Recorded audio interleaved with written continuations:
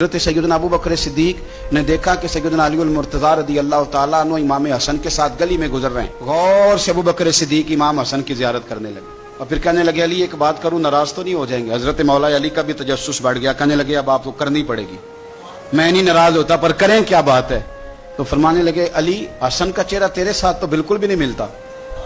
حضرت علی نے غور سے دیکھا تو فرمانے لگے حسن تو سارے کا سارا مدینے والے محبوب کے ساتھ شباہت رکھتا ہے، سارا ہی حضور کے ساتھ ملتا ہے، سارا ہی چہرہ، آنکھیں بھی حضور پہ، ناک بھی حضور پہ، ان کے لب ہائے مبارکہ بھی، سارا ہی حسن میرے نبی پاک کے ساتھ ملتا ہے.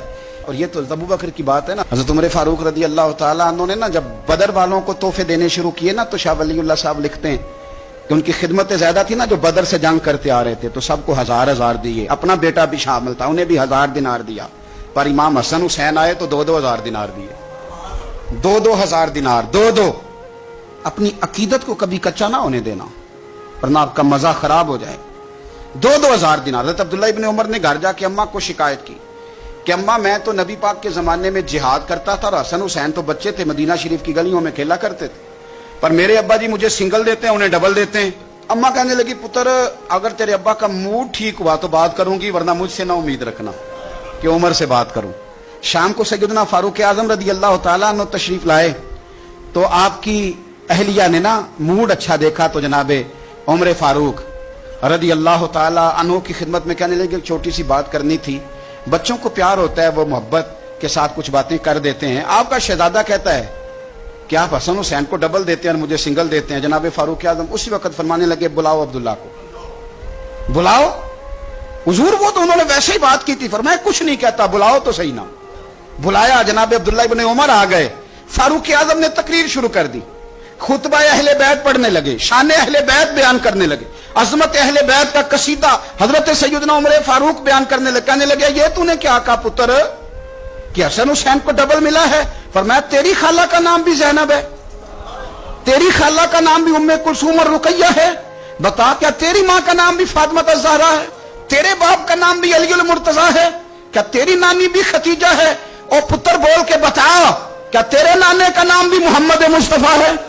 بول کے بتانا. وہ کسی پنجابی کے شاعر نے امام حسن حسین کی بات کی تھی، اس نے کہا تھا باپ جنہاں دا کل ایمان بن کے لڑدا رہیا سی ہر میدان اندر.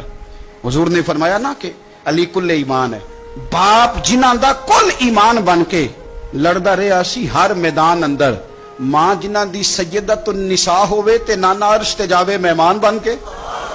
فرمانے لگے کہ کیا تیرے نانا کا نام بھی مصطفیٰ ہے؟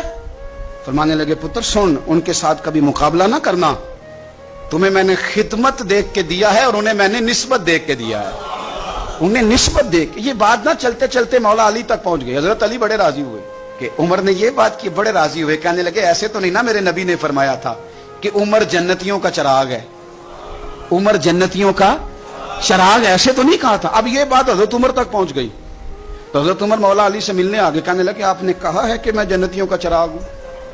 تو حضرت علی المرتضیٰ کہنے لگے میں نے کہا نہیں، میں نے حضور سے سن کے کہا ہے. تو حضرت عمر فاروق کہنے لگے پھر ذرا نا اپنی گارنٹی کے ساتھ مجھے یہ لکھ کے دے دیں، یعنی اپنی گارنٹی کے ساتھ، آپ گارنٹی کے ساتھ لکھ کے دے دیں. تو حضرت علی المرتضیٰ نے لکھ کے دیا. کہنے لگے میں گواہی دیتا ہوں، گارنٹی دیتا ہوں کہ میرے نبی نے فرمایا کہ عمر اہل جنت کا چراغ. تو اس نبی پاک کی اولاد سے پیار کرے، ان کا پیار اپنے دل کے اندر رکھے، ان کے ساتھ خاص الفت